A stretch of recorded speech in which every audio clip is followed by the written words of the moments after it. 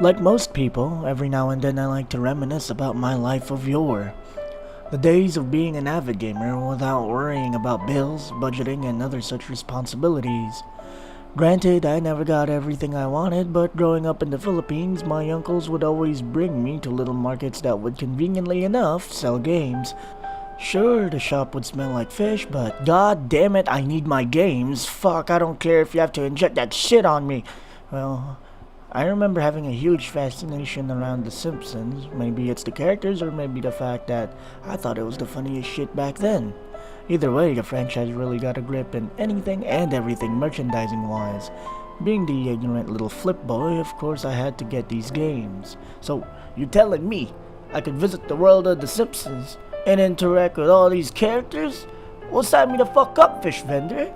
Who happens to be selling these Game Boy games?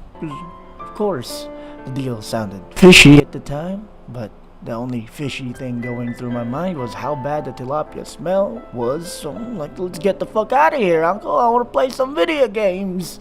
And so, now I sit back, relax, and revisit these games as they were a big part of my childhood, for better or for worse. Since at the time most Simpsons game I own were on the Game Boys, this video aims to look at Simpson games on the Game Boy. Starting with Bart Simpson's Escape from Camp Deadly. This game is a side-scrolling action platformer featuring none other than Bart as our protagonist.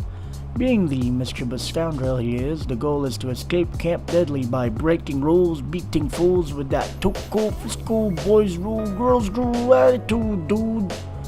Bart can shoot spitballs by default and jump. Spitballs only stun opponents for not long enough seconds, but the player can also pick up other weapons such as the boomerang and food.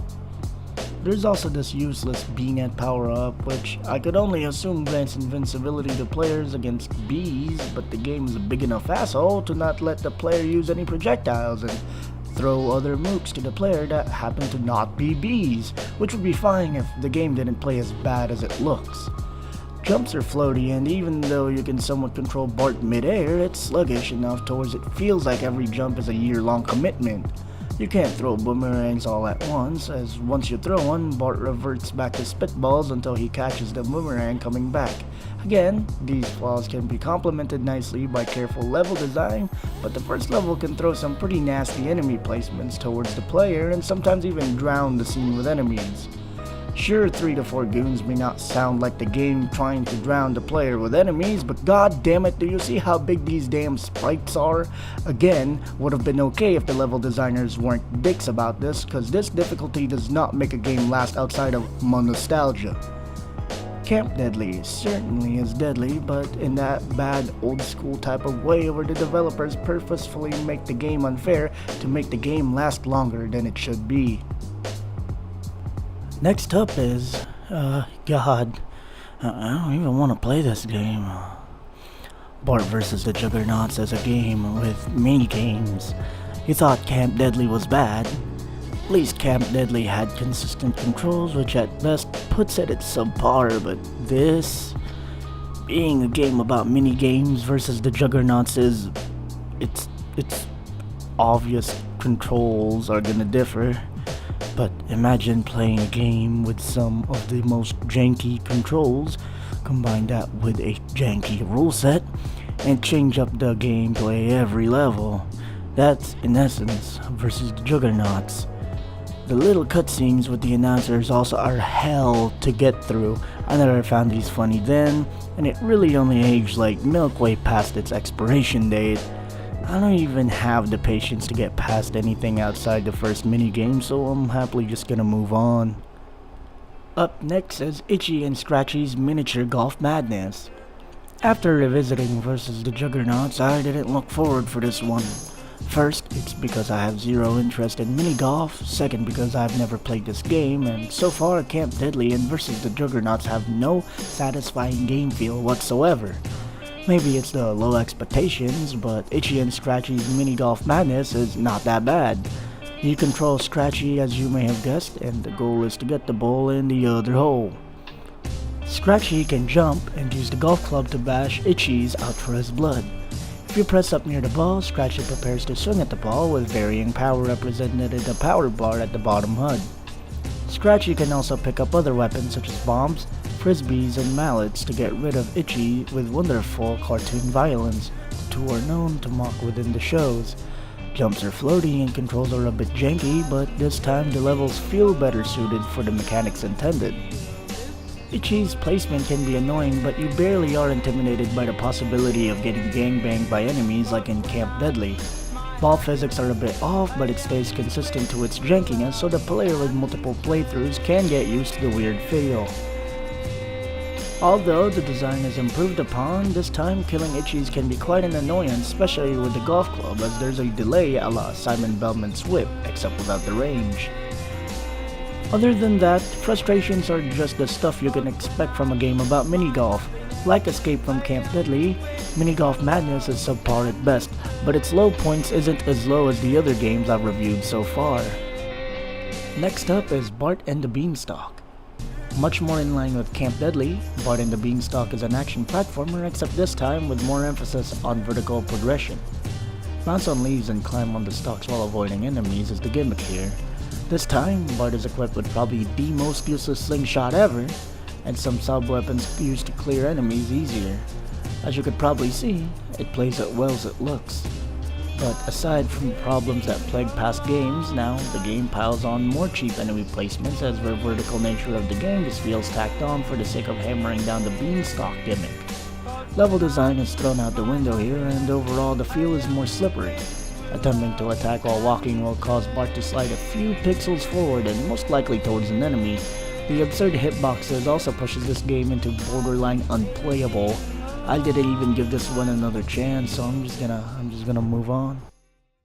From lime green to color, the next game is in the GBCUC and it's Night of the Living Treehouse of Horror. I like this game.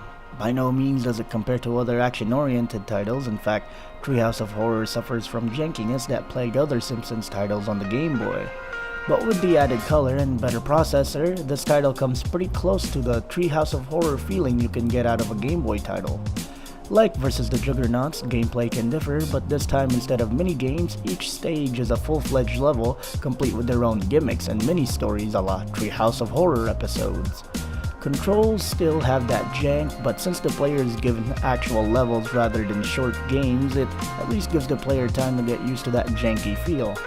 Visuals may seem to present itself as a polished game, but the controls in each levels are unpolished and restrictive that it hinders the momentum, especially during the side-scrolling platformers. The best way to describe the feel is, at least most of the game, is that enemies would have probably been as much of a threat as other mooks in your run-of-the-mill action platformer, but here the characters move as if it's a cinematic platformer, so small fry enemies like rats can be a nightmare to deal with if the player rushes. Maggie's level is more like a maze collectathon, which works fine other than the retarded camera, and Marge's top-down shoot-'em-up level just doesn't work on Game Boy control scheme. This game isn't good, but it also isn't bad. Again, what good it does achieve is subpar, and though thank God it doesn't reach the lows Game Boy Simpsons games tend to reach. Last game on the list is the Game Boy Advance port of Simpsons Road Rage. Do you like Crazy Taxi? Would you be interested in a competent driving game for the Game Boy Advance? Well, Road Rage is the game for you. It may not be an original concept, but Road Rage combines the basic mechanics of Crazy Taxi and the world of The Simpsons in a simple and fun driving game. Compared to the other games I've reviewed, this game has the better game feel. Though being on the Game Boy Advance, the graphics can throw people's depth perception because of the game's weird sprite scaling and the way it renders the map itself. Disregarding hardware limitations, Road Rage is a competent driving game that borders from average to pretty fun given the time.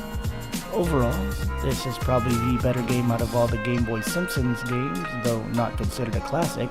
People who are looking for a car game within the Game Boy library should at least give it a try. This was fun while it lasted. A fun nostalgia roller coaster that ranged from pretty fun to Jesus fucking Christ, this is torture!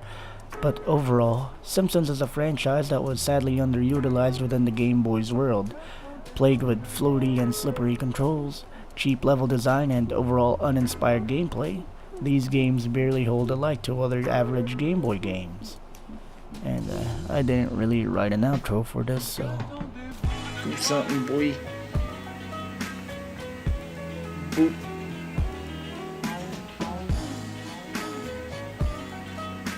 Get in the robot. Get in the robot, Shinji. Get in the robot.